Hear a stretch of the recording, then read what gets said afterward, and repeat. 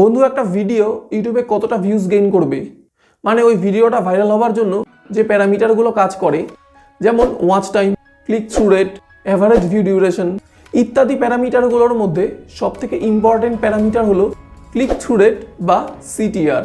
ধরুন আপনার কোনো একটি ভিডিওর CTR 7%। তো এটার মানে কি? তো এটার মানে হলো যে আপনার ভিডিওর থাম্বনেল বা ইমপ্রেশন যদি 100 জন ভিউয়ার্সের ইউটিউব হোম স্ক্রিন বা টাইমলাইনে শো হয়, তার মধ্যে থেকে 7 জন আপনার ভিডিওতে ক্লিক করছে এবং ভিডিওটা দেখছে, বাকি 93 জন আপনার ভিডিওতে ক্লিক করছে না। তো এই CTR সম্পূর্ণভাবে নির্ভর করে আপনার ভিডিওর থাম্বনেলের উপর। আচ্ছা, আমাদের জানতে হবে যে থাম্বনেলের মেন পারপাস কি। তো বন্ধুরা, থাম্বনেলের প্রধানত দুটো কাজ আছে। প্রথমটা হলো একজন ভিউয়ার্স যখন তার ইউটিউব হোম পেজ থেকে ভিডিও স্ক্রল করছে, সেই সময় আপনার ভিডিও থাম্বনেল দেখে যাতে সে থমকে দাঁড়ায়, অর্থাৎ মনোযোগ আকর্ষণ করা। তার জন্য অবশ্যই আমাদের একটি সুন্দর আকর্ষণীয় থাম্বনেল বানাতে হবে। এবার আসবে দ্বিতীয় পার্ট। এবার ওই ভিউয়ার্সকে আপনার ভিডিওতে ক্লিক করাতে হবে। এক্ষেত্রে আপনার থাম্বনেল এবং ভিডিওর টাইটেলের কম্বিনেশন কাজ করবে। এবার ভিউয়ার্স যখন আপনার ভিডিওতে ক্লিক করবে, তখন আপনার ভিডিওর CTR হাই হবে এবং ভিডিওটা ভাইরাল হবার পথে এগিয়ে যাবে। তো কিভাবে একটা ভিডিও থাম্বনেলকে অ্যাট্রাকটিভ, আই ক্যাচি করা যায়, সে ব্যাপারে ইউটিউব প্রত্যেক ক্রিয়েটরকে টাইম টু টাইম তাদের অফিসিয়াল চ্যানেল বা ইমেল মারফত টিপস দিয়ে থাকে। তো এমন একটা ইমেল গত 1 অক্টোবর আমি পেয়েছিলাম, হয়তো আপনারা অলরেডি পেয়েছেন। তো এরকম ইমেল ইউটিউবের তরফ থেকে আপনারা কে পেয়েছেন তা আমাকে কমেন্ট করে জানান। তো ইভেন ইউটিউবও চায় যাতে আমার আপনার মতো ছোট ক্রিয়েটরও ইউটিউবে গ্রো করি। তাই ইউটিউব টাইম টু টাইম আপনাকে চ্যানেল গ্রোথ রিলেটেড এমন টিপসে ভরপুর ইমেল পাঠাতে থাকে। তো আজকের ভিডিওতে আমি ইউটিউবের এই ইমেলটাকে রেফারেন্স হিসাবে ধরে এমনই কয়েকটা থাম্বনেল সংক্রান্ত টিপস আপনাদের বলবো। আপনারা যদি থাম্বনেল বানানোর সময় এই টিপসগুলোকে নিজেদের থাম্বনেলে সঠিকভাবে অ্যাপ্লাই করেন, তাহলে আমি গ্যারান্টি দিয়ে বলতে পারি যে আপনি আপনার ভিডিওর জন্য বেস্ট থাম্বনেল বানাতে পারবেন এবং একই সাথে আপনার ভিডিওর ভিউজ অনেক গুণ বেড়ে যাবে। তো এখানে ইউটিউব প্রথমেই বলেছে make stand out thumbnails to get your video discovered, মানে আপনার ভিডিও যাতে সহজেই ভিউয়ার্সরা খুঁজে পায়, তাই আপনার পরিচয় বহন করে, মানে আপনার নিশকে সঠিকভাবে রিপ্রেজেন্ট করে এমন থাম্বনেল আপনাকে বানাতে হবে। ইউটিউব আরও বলছে যে থাম্বনেলস আর the first things viewers see when they came across your videos. In fact 90% of the best performing videos on YouTube have custom thumbnails. So make your next one stand out. মানে thumbnail হলো প্রথম সেই জিনিস যা আপনার ভিউয়ার্সদের আকর্ষণ করে এবং তারা আপনার ভিডিওতে ক্লিক করে। আসলে ইউটিউবে বেস্ট ভিডিও যেগুলো সবথেকে বেশি ভিউজ গেইন করেছে, সেরকম 90% ভিডিওতে কাস্টম থাম্বনেল থাকে। তাই আপনার পরবর্তী থাম্বনেলকে সঠিকভাবে বা ভালোভাবে তৈরি করুন। এই ভিডিওতে আমি আপনাদের Google recommended thumbnail making suggestion একটা করে বলবো এবং কোন পয়েন্টগুলো আপনাকে থাম্বনেল বানাবার সময় অ্যাভয়েড করতে হবে সেই ব্যাপারেও বলবো, যাতে আপনার থাম্বনেল আরও ইমপ্রুভ হয় এবং ভিউয়ার্সরা যাতে বেশি করে আপনার ভিডিওতে ক্লিক করে এবং আপনার ভিডিও যাতে ভালো রিচ পায়। দেখুন, থাম্বনেল বানাতে আপনাকে ফটোশপ এক্সপার্ট হতে হবে না। আপনি যদি বেসিক কিছু কাজ জানেন, কিংবা আপনি যদি আপনার অ্যান্ড্রয়েড স্মার্টফোনের পিক্সেল ল্যাব, ক্যানভা বা পিক্সআর্টের মতো অ্যাপ্লিকেশন থেকে থাম্বনেল বানান, তাহলে শুধুমাত্র আমি যে পয়েন্টগুলো বলতে যাচ্ছি সেই পয়েন্টগুলো মাথায় রাখলেই আপনি একটি সুন্দর থাম্বনেল বানাতে পারবেন। এই ভিডিওর প্রথমে আমি 4টি পয়েন্ট বলবো যেগুলো থাম্বনেল বানাবার সময় আপনাকে অবশ্যই অ্যাড করতে হবে। তারপর আমি আরও 4টি পয়েন্ট বলবো যেগুলো আপনাকে অ্যাভয়েড করতে হবে। তো প্রথম 4টি পয়েন্ট যেগুলো আপনার থাম্বনেলের জন্য খুবই গুরুত্বপূর্ণ। Number 1, it has to be attractive. একটি ভালো থাম্বনেলকে অবশ্যই অ্যাট্রাকটিভ হতে হবে, মানে থাম্বনেলটিকে উজ্জ্বল হতে হবে, ইউনিক হতে হবে এবং একই সাথে থাম্বনেলটির কন্ট্রাস্ট ঠিক থাকতে হবে, যাতে কোনোভাবেই থাম্বনেলটিকে ডাল মনে না হয়। Number 2, it has to B clean. চেষ্টা করতে হবে আপনার থাম্বনেল যাতে কম শব্দের মাধ্যমে আপনার ভিডিওর সেন্ট্রাল আইডিয়াকে রিপ্রেজেন্ট করে। বেশি ইনফরমেশন আপনার থাম্বনেলে ইউজ করতে গেলে আপনাকে থাম্বনেলে বেশি শব্দ ইউজ করতে হবে, এতে থাম্বনেলের ওভারঅল লুক খারাপ হতে পারে। তাই চেষ্টা করবেন যাতে থাম্বনেলে 3-4টে সেন্টেন্স ইউজ করা যায়। এর থেকে বেশি ইউজ করলে আপনার থাম্বনেলের লুক খারাপ হতে পারে। Number 3, use high res colour.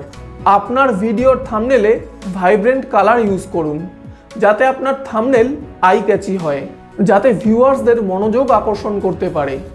তার জন্য আপনাকে আপনার থাম্বনেলের ব্যাকগ্রাউন্ড এবং টেক্সটের মধ্যে কন্ট্রাস্ট তৈরি করতে হবে। মানে আপনার ব্যাকগ্রাউন্ড যদি লাইট কালারের হয় তাহলে আপনার টেক্সটে ডিপ কালার ইউজ করতে হবে, আবার ব্যাকগ্রাউন্ড যদি ডিপ কালারের হয় তাহলে টেক্সটে লাইট কালার ইউজ করতে হবে। Number 4, include a human elements.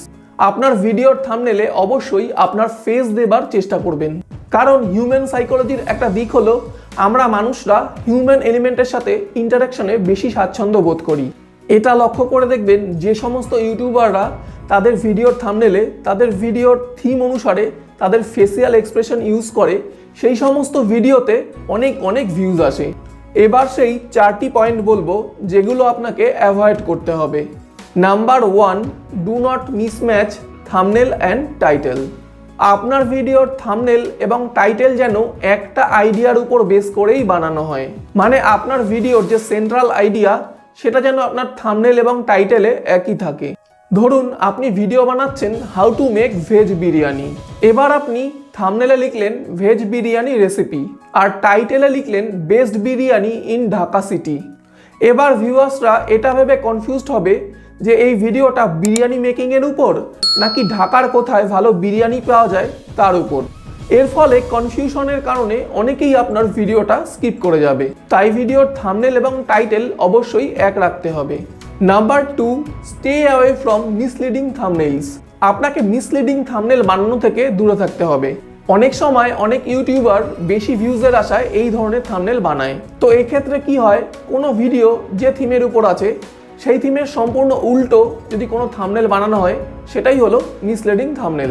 আবার অনেকে তো না জেনেই বানায়। তো কিছুদিন আগে ইউটিউবে এমন একটা ভিডিও দেখলাম, ভিডিওর থাম্বনেলে লেখা মাইক্রোওয়েভে জামা কাপড় কাচা ছাড়াও আর কি কি করা যায়। মানে মাইক্রোওয়েভে কি করে জামা কাপড় কাচা যায়।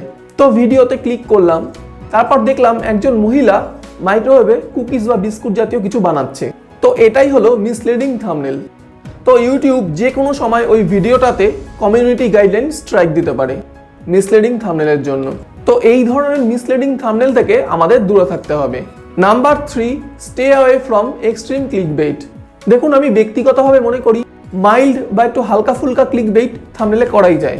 এটা শুধু আমার কথাই নয়, প্রত্যেক সফল ইউটিউবারই তাদের থাম্বনেলে একটু একটু ক্লিকবেট করে। উদাহরণ হিসাবে বলি, ধরুন আপনার ভিডিও টপিক হলো কিভাবে ইউটিউব চ্যানেল গ্রো করতে হবে সেই সংক্রান্ত 5টা টিপস। এবার আপনি থাম্বনেলে লিখতে পারেন how to grow YouTube channel, কিন্তু আপনি থাম্বনেলে একটু কিউরিসিটি আনার জন্য লিখলেন ইউটিউব চ্যানেল গ্রো করবার জন্য এই 5টা স্টেপ ফলো করুন। এবার এই 5টা স্টেপের লিস্টের মধ্যে থেকে আপনি প্রথম পয়েন্টটাকে ছেড়ে বাকি 4টাকে ব্লার করে দিলেন। তো ভিউয়ার্সদের মধ্যে বাকি 4টি পয়েন্ট নিয়ে কৌতূহল হবে এবং কৌতূহলের বশে তারা আপনার ভিডিওতে ক্লিক করবে। এই ধরনের মাইল্ড ক্লিকবেইট আপনার চ্যানেলের জন্য উপকারী, কারণ আপনার থাম্বনেলে আপনি কোনো মিথ্যা তথ্য দিচ্ছেন না, আবার একই সাথে আপনি ক্লিকবেটও করছেন।